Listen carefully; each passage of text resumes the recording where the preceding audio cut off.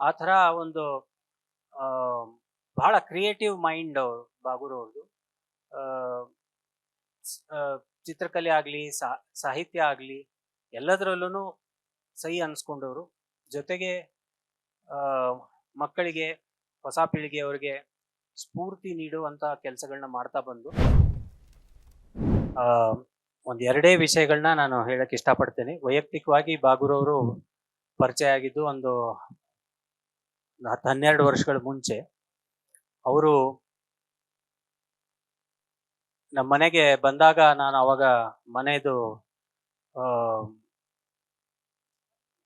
ಸುಣ್ಣ ಬಣ್ಣ ಮಾಡ್ಲಿಕತ್ತಿದ್ವಿ. ಅವರು ಒಂದು ಗೋಡೆ ನನಗೋಸ್ಕರ ಮೀಸಲಾಗಿಡಿ ಸರ್, ನಾನು ಅಲ್ಲೇನೋ ನಿಮ್ಗೋಸ್ಕರ ಒಂದು ರೇಖಾಚಿತ್ರವನ್ನು ಮಾಡ್ತೀನಿ ಅಂತ ಹೇಳಿ ಅವರಾಗೆ ಗಂಟೆಗಟ್ಟಲೆ ಕೂತು ಒಂದು ದೊಡ್ಡ ಒಂದು ರಾಧಾಕೃಷ್ಣನ ಚಿತ್ರವನ್ನ ಬಿಡಿಸಿ, ಅದು ಎಷ್ಟೋ ವರ್ಷ ಇವತ್ತಿಗೂ ನಮ್ಮ ಮ್ಯೂಸಿಕ್ ರೂಮ್ ಅಲ್ಲಿ ಇದೆ. ಅದು ಬಂದಿರೋರು ಎಲ್ಲರೂ ಕೇಳೋರು, ಇದಿಷ್ಟು ಅದ್ಭುತವಾಗಿದೆಯಲ್ಲ ಸರ್, ಯಾರು ಮಾಡಿದ್ದು ಅಂತ. ಅಷ್ಟೇ ಅಲ್ಲದೆ ಅವರು ಅನೇಕ ಪ್ರತಿ ಬಾರಿ ನಮ್ಮ ಮನೆಗೆ ಬಂದಾಗ್ಲೂ ಒಂದು 3-4 ಪುಸ್ತಕಗಳನ್ನ ತಂದು ಕೊಡೋರು ನನ್ನ ಮಗನಿಗೆ ಮತ್ತು ನನ್ನ ಮಗಳಿಗೆ, ಅವ್ರು ಓದ್ಲಿ ಅಂತ. ಹೀಗೆ ನಮ್ಮ ಒಂದು ವಹಿವಾಟ ಶುರುವಾಗಿ ಆಮೇಲೆ ನಿಮ್ಮ ಸಂಗೀತ ನಿರ್ದೇಶನದಲ್ಲಿ ಒಂದು ಭಾವಗೀತೆಯ ಒಂದು CD ಬಿಡುಗಡೆ ಮಾಡೋಣ ಸರ್ ಅಂತ ಹೇಳಿದ್ರು. ನಾನು ಒಂದು 8-9 ಗೀತೆಗಳನ್ನ ನಾನು ಕಂಪೋಸ್ ಮಾಡಿ ನಾನು ಹಾಡಿದೆ. ಆಮೇಲೆ ಮಂಗಳ ಅವರು ಹಾಡಿದ್ರು. ಅದೆಲ್ಲ ಬಿಡುಗಡೆ ಆದಾಗ ಅದೇ ಸಮಯಕ್ಕೆ ZTV ಅವರು ರಾಧಾ ಕಲ್ಯಾಣ ಅಂತ ಒಂದು ಸೀರಿಯಲ್ ಮಾಡ್ತಾ ಇದ್ದಿದ್ದು. ಆ ಡೈರೆಕ್ಟರ್ ಬಂದು ನಮ್ಗೆ ರಾಧಾ ಅನ್ನೋ ಒಂದು ಆ ಸಬ್ಜೆಕ್ಟ್ ಮೇಲೆ ಒಂದು ಸಾಂಗ್ ಬೇಕು ಸರ್ ಅಂದ್ರು. ಅದರಲ್ಲಿ ಈ ಬಾಗೂರ್ ಅವರು ಬರೆದಿರುವಂತ ಗೀತೆಯನ್ನ ಅವ್ರಿಗೆ ಕೇಳಿಸ್ದೆ, ಅವ್ರಿಗೆ ಇಷ್ಟ ಆಗಿ ಅದನ್ನೇ ಟೈಟಲ್ ಸಾಂಗ್ ಮಾಡಿದ್ರು. ಸೊ ಅಷ್ಟೇ ಅಲ್ಲದೆ ಆ ವರ್ಷದ ಕೀಮಾ ಪ್ರಶಸ್ತಿ, ಅಂದ್ರೆ ಕರ್ನಾಟಕ ಇಂಟರ್ನ್ಯಾಷನಲ್ ಮ್ಯೂಸಿಕ್ ಅಕಾಡೆಮಿ ಅಂತ ಆ ಒಂದು ಸಂಸ್ಥೆ ಕೊಡುವಂತ ಪ್ರಶಸ್ತಿಗೆ ಬಾಗೂರ್ ಅವ್ರಿಗೆ ಗೀತ ರಚನೆಗೆ, ನನಗೆ ಸಂಗೀತ ನಿರ್ದೇಶನಗೆ ಮತ್ತು ಮಂಗಳ ಅವ್ರಿಗೆ ಹಾಡಿದ್ದಕ್ಕೆ 3 ಜನಕ್ಕೂ ಪ್ರಶಸ್ತಿ ಬಂತು ಆ ಗೀತೆಗೆ. ಆಮೇಲೆ ಅವರು ನಮ್ಮ ಮನೆಗೆ ಬಂದಾಗೆಲ್ಲ ನಮ್ಮ ಶಿಷ್ಯರ ಜೊತೆ ನಾನು ಅವ್ರಿಗೆ ಕೊಡಲು ಹೇಳ್ಕೊಡೋದನ್ನೆಲ್ಲ ನೋಡಿ ಬಹಳ ಖುಷಿ ಪಡ್ತಿದ್ರು. ಅದಕ್ಕೆ ಸರ್ ಒಂದು ಕೊಳಲು ಗಾನ ಚಿತ್ರಯಾನ ಅಂತ ಒಂದು ಕಾರ್ಯಕ್ರಮ ಮಾಡೋಣ ಅಂದ್ರು. ಸರಿ ಆಯ್ತು ಅಂತ ಒಂದು ಹೊಸ ಪ್ರಯೋಗ ಅದು. ಯಾಕೆಂದ್ರೆ ನಾನು ಕೊಳಲು ನುಡಿಸ್ಬೇಕಾದ್ರೆ ಅದು ಒಂದು ನಿರ್ದಿಷ್ಟ, ಈ ಗೀತೆ ಅಂದ್ರೆ 3 ಚರಣಗಳಿರುತ್ತೆ, ಅದು 5 ನಿಮಿಷದಲ್ಲಿ ಮುಗಿಯುತ್ತೆ ಅಥವಾ 6 ನಿಮಿಷದಲ್ಲಿ ಮುಗಿಯುತ್ತೆ ಅಂತ ಫಿಕ್ಸ್ ಮಾಡ್ಬೋದು. ನಾವು ನುಡಿಸೋ ರಾಗಗಳು ನಮ್ಗೆ ಗೊತ್ತಿರಲ್ಲ, ಅದು ಎಷ್ಟು 3/4 ಗಂಟೆ ಆದ್ರೂ ಒಂದೇ ರಾಗ ನುಡಿಸ್ತಾ ಇರ್ತೀವಿ. ಸೊ ಹೇಗ್ ಮಾಡೋದು ಸರ್ ಅಂತ ರವೀಂದ್ರ ಕಲಾಕ್ಷೇತ್ರದಲ್ಲಿ ಈ ಎಷ್ಟು ಜನ ನೀವು ನೋಡಿದಿರಿಲ್ಲೋ ಗೊತ್ತಿಲ್ಲ, ಆ ಹಿಂದೆ ಎಷ್ಟು ದೊಡ್ಡ ಸ್ಕ್ರೀನ್ ಇತ್ತು, ಅಷ್ಟು ದೊಡ್ಡ ಒಂದು ಕ್ಯಾನ್ವಾಸ್ ಅವ್ರು ಹಾಕೊಂಡು ನನ್ನ 2 ಗಂಟೆಯ ಕೊಳಲು ಕಾರ್ಯಕ್ರಮಕ್ಕೆ ಇಡೀ ಕ್ಯಾನ್ವಾಸ್ ಅವ್ರು ಪೇಂಟ್ ಮಾಡ್ಕೊಂಡು ಬಂದ್ರು. ಆ ಪುಸ್ತಕದಲ್ಲೂ ಅದರ ಚಿತ್ರಗಳಿವೆ, ಅವನ್ನ ನೋಡಿ ಒಂದು ಅದ್ಭುತವಾದ ಒಂದು ಪ್ರಯೋಗ. ಅದು ಬಹಳ ಯಶಸ್ವಿ ಆಯ್ತು, ತುಂಬಾ ಜನ ಅದನ್ನ ಇಷ್ಟಪಟ್ರು. ಆ ತರ ಒಂದು ಆ ಬಹಳ ಕ್ರಿಯೇಟಿವ್ ಮೈಂಡ್ ಬಾಗೂರ್ ಅವ್ರದ್ದು.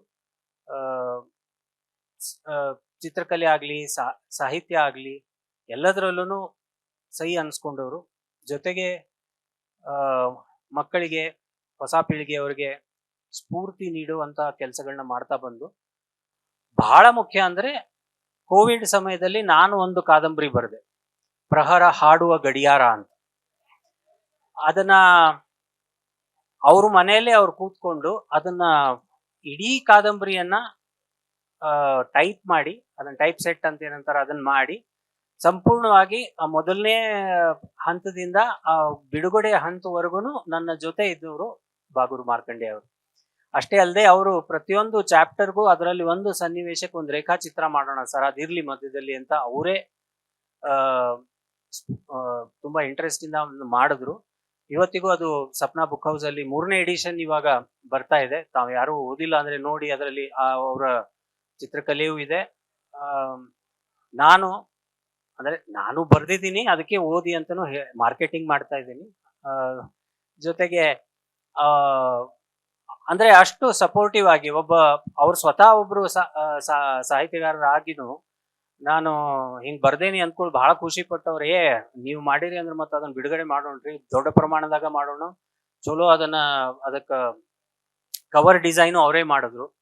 ಹಾಡುವ ಗಡಿಯಾರ ಅಂದ ತಕ್ಷಣ ಹಾಡುವ ಗಡಿಯಾರದ್ರ ಬಗ್ಗೆ ನಾನು ಒಂದು ಇಮ್ಯಾಜಿನೇಷನ್ ಹೇಳಿದ್ದಕ್ಕೆ ಇದಕ್ಕೆ ಸರಿ ಸಮಾನವಾಗಿ ಒಂದು ಚಿತ್ರ ಬಿಡಿಸಿ, ಜೊತೆಗೆ ಅದು ಪಬ್ಲಿಷ್ ಆಗೋವರೆಗೂ ಅದು ಸಾಕಷ್ಟು ಜನರಿಗೆ ತಲುಪೋ ರೀತಿಯಲ್ಲೂ ಕೂಡ ಅವ್ರು ನನ್ನ ಜೊತೆ ಸಹಕಾರ ನೀಡಿದಂತ ಬಾಗೂರ್ ಮಾರ್ಕಂಡೆ ಅವರು. ಈ ಸಮಾರಂಭಕ್ಕೆ ನೀವು ಬರಬೇಕು ಸರ್ ಅಂತ ಕೇಳ್ಕೊಂಡಾಗ ನಾನು ಚೆನ್ನೈಯಲ್ಲಿದ್ದೆ.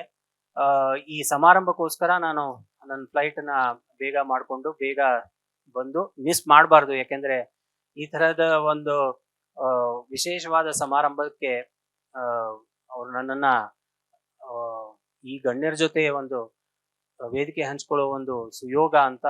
ಜೊತೆಗೆ ಈ ಎಲ್ಲಾ ಅದ್ಭುತವಾದ ಕಲಾವಿದರು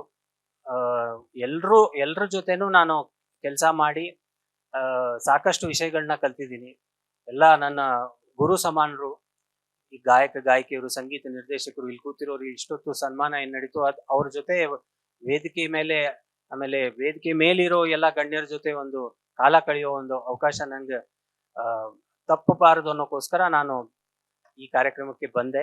ನನಗೆ ಇಂಥ ದೊಡ್ಡ ಒಂದು ಜವಾಬ್ದಾರಿ ಕೊಟ್ಟು ಅವರ ಈ ಪುಸ್ತಕವನ್ನು ಬಿಡುಗಡೆ ಮಾಡೋದಕ್ಕೆ ಅವಕಾಶ ಮಾಡಿಕೊಟ್ಟಿದ್ದಕ್ಕೆ ಅವ್ರಿಗೆ ಧನ್ಯವಾದಗಳನ್ನ ಹೇಳ್ತೀನಿ.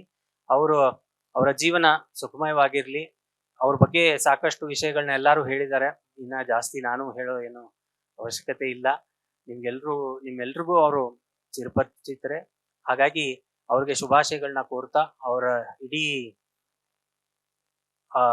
ಬಳಗಕ್ಕೆ, ಅವರ ಕುಟುಂಬಕ್ಕೆ ಮತ್ತು ಅವ್ರ ಜೊತೆ ಕೆಲಸ ಮಾಡಿದಂತ ಎಲ್ಲರಿಗೂ, ರಾಮ್ಕಿ ಅವ್ರಿಗೆ, ಈ ಷಡಾಕ್ಷರಿ ಅವ್ರಿಗೆ ಎಲ್ಲರಿಗೂ ಅಭಿನಂದಿಸ್ತಾ, ತಮಗೆಲ್ರಿಗೂ ನಮಿಸುತ್ತಾ ನನ್ನ ಈ 2 ಮಾತುಗಳನ್ನ ಮುಗಿಸ್ತಾ ಇದ್ದೇನೆ. ನಮಸ್ಕಾರ, ಧನ್ಯವಾದ.